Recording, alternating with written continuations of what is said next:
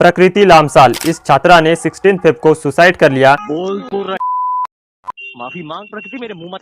India's got talent के जितने भी मेंबर्स हैं उन सब पे अब FIR दर्ज होने वाली है। रिकॉर्ड कर रहे हो, करो। साफ साफ इस वीडियो में देख सकते हैं कि जो नेपाली स्टूडेंट है जो जस्टिस के लिए पीसफुली प्रोटेस्ट कर रहे हैं उन पे बेरहमी से लाठीचार्ज किया जा रहा है। प्रोटेस्ट को मतलब ना हो प्रोटेस्ट दबाने के लिए मुझको भी अरेस्ट कर लो।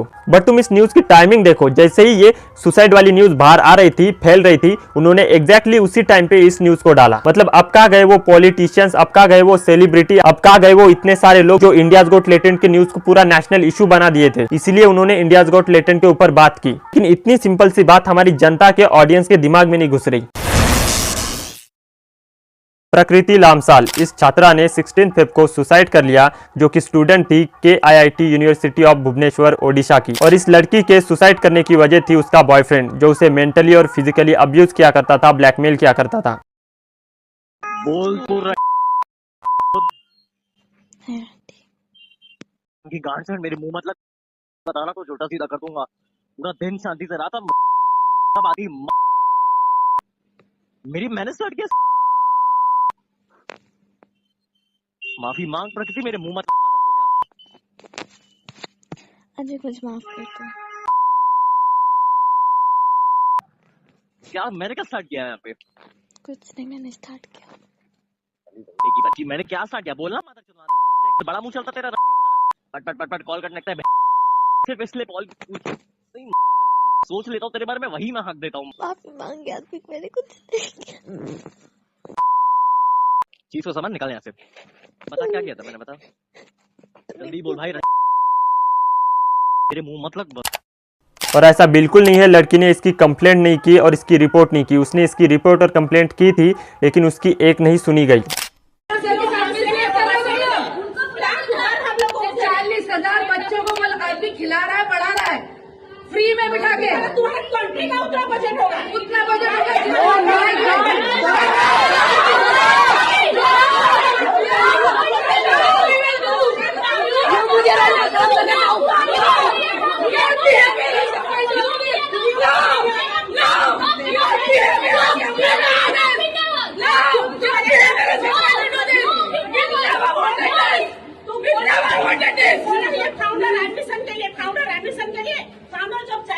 बच्चों को फ्री में पढ़ाए, वो तुम्हें दिखाई नहीं दे। You should feel proud of your university. You should feel proud of your founder. You should feel proud of your institute का।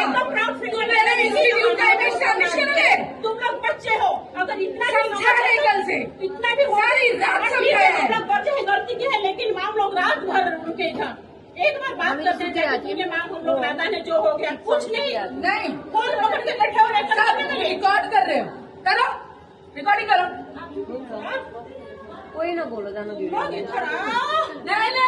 तुम साफ साफ इस वीडियो में देख सकते हैं प्रोफेसर्स जिन पे भरोसा करके माँ बाप इन्हें भेजते हैं कि यह हमारे स्टूडेंट्स की मदद करेंगे, उनको गाइड करेंगे, वो किस तरीके से रेसिस्ट रिमार्क्स पास कर रहे हैं नेपाली स्टूडेंट्स के खिलाफ, उनको किस तरीके से अब्यूज कर रहे हैं। और बस इतना ही नहीं, जो नेपाली स्टूडेंट है जो जस्टिस के लिए पीसफुली प्रोटेस्ट कर रहे हैं उन पे बेरहमी से लाठीचार्ज किया जा रहा है, उनको मारा जा रहा है, उनको अब्यूज किया जा रहा है। और 500 से भी ज्यादा स्टूडेंट को जबरदस्ती सस्पेंड कर दिया गया है और उन्हें कॉलेज छोड़ने के लिए मजबूर किया जा रहा है, स्पेशली नेपाली स्टूडेंट्स को। मेरा नाम राजन गुप्ता पड़ा, मैं नेपाल से हूँ। अभी कारण एक लड़की सुसाइड की थी, उसके लिए हम लोग प्रोटेस्ट कर रहे थे। और प्रोटेस्ट को मतलब ना हो प्रोटेस्ट दबाने के लिए। अब दबाने के लिए उनको लोग क्या मन सकते थे हमको नहीं पता, पर हमको जबरदस्ती निकाला गया हॉस्टल से। और हॉस्टल से निकाला गया, अभी ट्रेन भी फिक्स नहीं है, ट्रेन कब आएगी कब जाएगी, हमारे पास पैसा भी नहीं है, रात से हम भूखे भी है, अभी तक खाना भी नहीं गया। हम लोग अभी पूरा बेस आ रहा है, हमको अभी हेल्प चाहिए, हेल्प जरूरी रहता है।